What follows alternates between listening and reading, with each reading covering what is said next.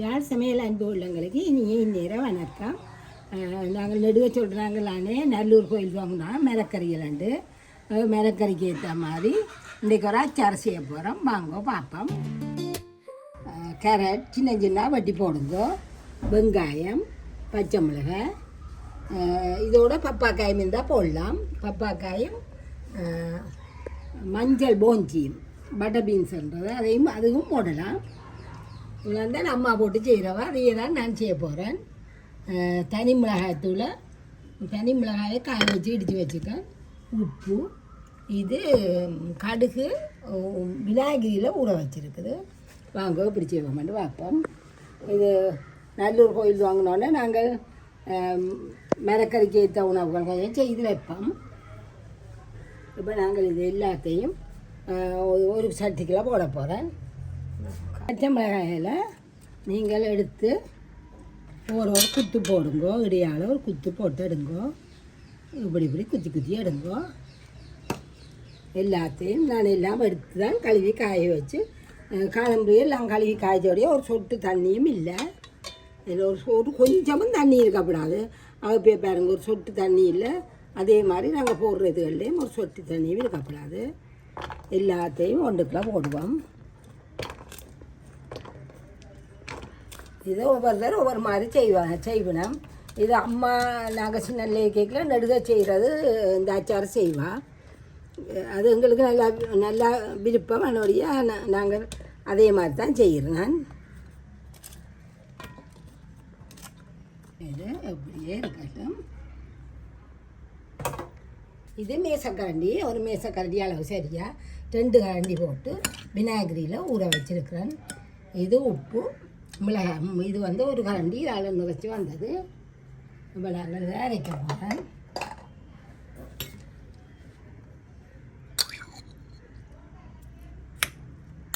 இது நல்ல பட்டு போல் அரைக்கணும் மாட்டதுக்காக தான் இதில் அரைக்கிறோம். இல்லாட்டி நறுவலண்டா உரலில் அடிச்சிருப்போம்.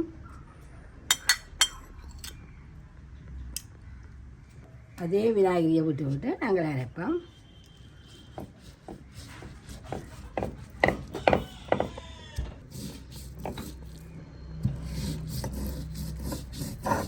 இப்போ இது தனி மிளகாய்த்தூள் அரைக்கிற சுவத்துக்காக போட்டு இதாண்டி வச்சுருக்கேன்.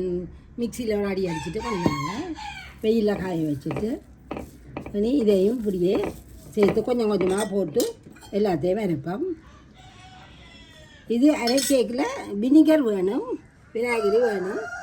விநாயகரி எடுத்து வச்சுட்டு கொஞ்சம் கொஞ்சமாக விநாயகரியை விட்டு அரைப்போம். வேறு ஒன்றும் போடுவேன் இல்லாமல் இவ்வளோ தான் போடுறவன். நானும் அதையே தான் போட்டு செய்கிறேன். ஒரு செய்து சாப்பிட்டு பாருங்க நீங்களும். அப்படியே அரைச்சி பட்டு போல் அரைச்சி எடுப்போம்.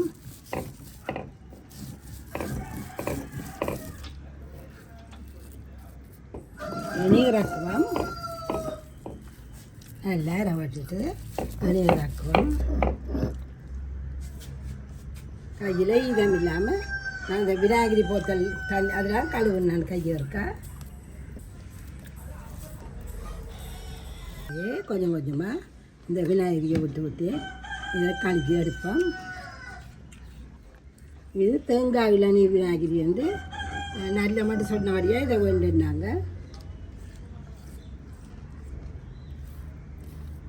உப்பையும் நாங்கள் இதே அம்மியில் அரைக்க போகிறேன். 2 கரண்டி உப்பும் போடுவோம்.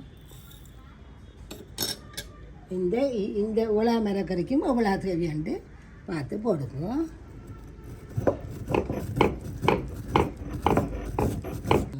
உப்பையும் வலிச்சு எடுத்து இதுக்குள்ளேயே போடுவோம்.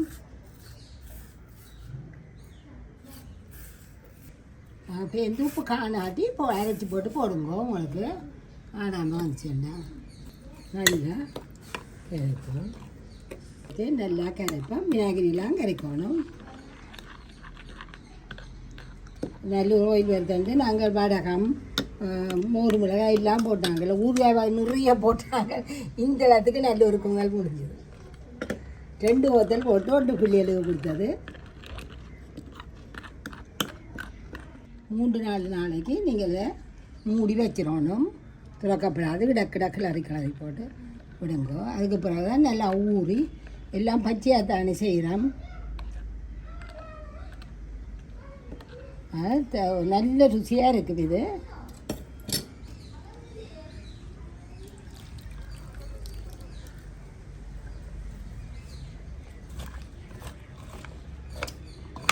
இன்னும் கொஞ்சம் சாறு விடலாம். நல்லா எல்லாத்துலேயும் படத்தக்கலாம் ரெடி பண்ணிட்டுங்க. இடையில் 1-2 நாளைக்கு இப்போ நாங்கள் 3ஆம் நாள் தான் சாப்பிட துவங்கலாம். மனையமாக அவிஞ்சி வரும். அது மட்டும் கிளறுங்கோ. காலம்புரியம் இருக்கா பின்னேரம் இருக்கா கிளறுங்கோ. மிளகாப்பியே பாவிங்கோ. அதுக்குள்ள இன்னும் கொஞ்சம் கழுவி விடுவோம். இது நல்லா இருக்கும். ஒரு வெங்காயத்தோடையே கழித்து கொண்டு சோறு சாப்பிட்டுடலாம்.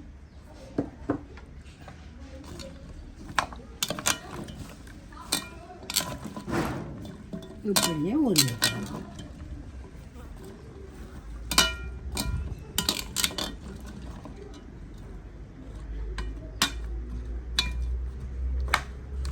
மூண்டாலாம் நாங்கள் ஊர்னா பிறகு அவரை காட்டுறேன்.